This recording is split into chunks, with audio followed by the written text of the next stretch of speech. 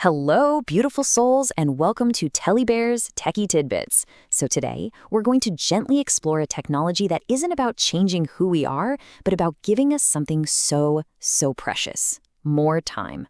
We'll take a look at how this could help people in a very real and very gentle way. Let's just start with a simple thought. What if we could actually give the gift of time to someone waiting for a second chance at life?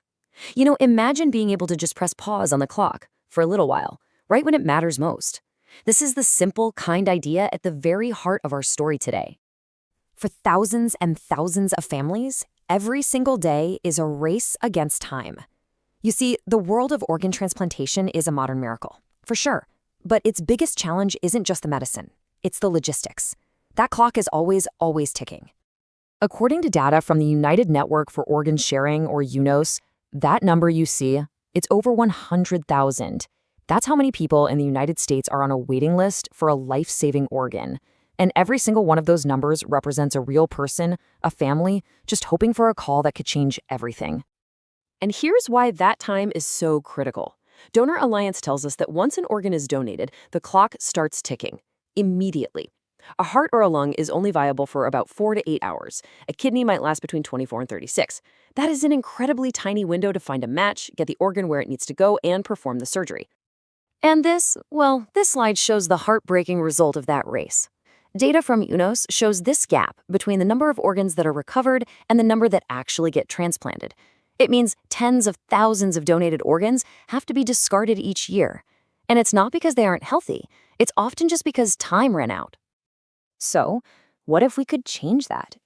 A company called Until Labs is working on something they call reversible cryopreservation. And yeah, I know, it's okay if that sounds like something straight out of a movie, but their approach is actually very grounded. It's not about freezing in the way we usually think of it.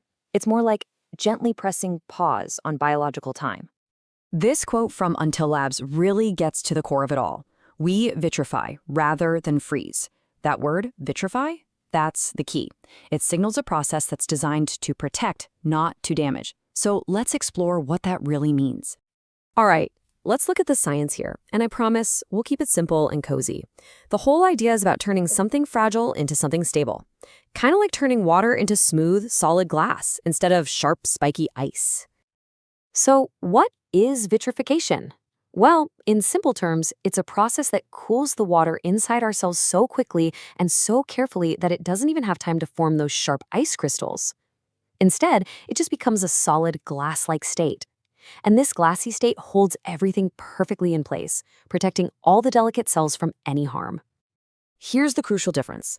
Think of it like this. Traditional freezing creates sharp ice crystals, like tiny little razors that can shred and damage cells.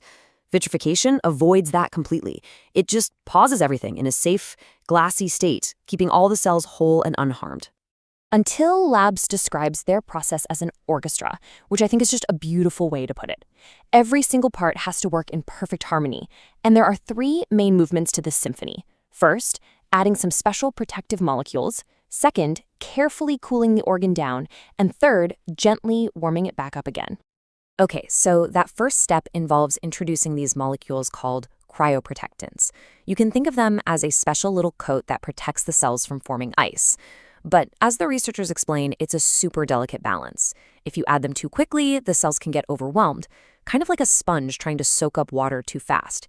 It's all about finding that perfect, gentle rhythm. And this leads to a really good question. Cooling a tiny little cell is one thing, but how in the world do you make sure a whole organ, like a kidney, cools down and warms up at the exact same rate all the way through?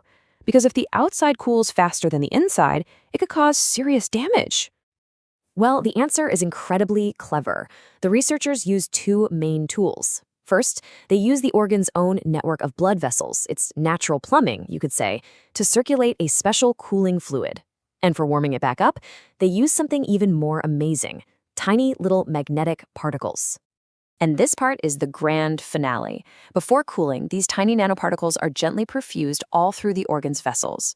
Then, when it's time to rewarm, the organ is placed in a special magnetic field. This field makes the little particles vibrate, gently creating heat from the inside out. This nano-warming process, as the research calls it, allows the whole organ to warm up quickly and perfectly evenly. Just amazing. So that's the science. It's pretty fascinating, right? But let's bring it back to what it all means for people. How does this beautiful process help the families who are waiting for that life-changing phone call? This is the heart of it all. Instead of a frantic race that lasts just a few hours, this technology could extend an organ's viability to days, or maybe even weeks. This would give doctors the time they need to find the very best match for a patient, and it would give transport teams the time to get that organ where it needs to go, safely and without panic. Ultimately, the goal here is to honor the incredible gift of organ donation. It's about making sure that fewer of these precious gifts are lost just because of time and distance. It's about making sure every single donated organ has the very best chance to save a life. Now, this kind of technology, it naturally makes us wonder about the future, doesn't it? And it's okay if your mind goes there.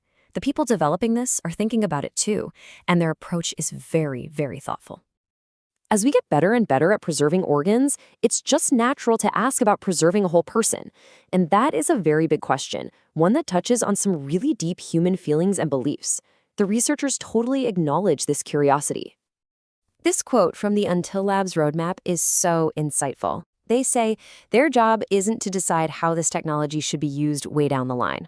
Their role is to do the science carefully and responsibly so that when the time comes, we have safe, robust options to consider.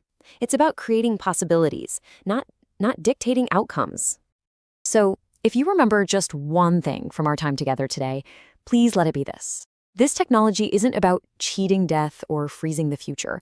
It's about creating a gentle pause, a quiet interlude, to make more time for healing. It's a bridge built of science and care. We've explored some really big ideas today, and it is completely okay if not all of it makes perfect sense right away. Honestly, what matters most is that you stayed curious and open to learning something new, and that is such a wonderful gift to give yourself. This has been Telly Bear's Techy Tidbits, lovingly powered by AI. Thanks for keeping up with tech in such a thoughtful, grounded way. Have a magical, gentle day. Hello.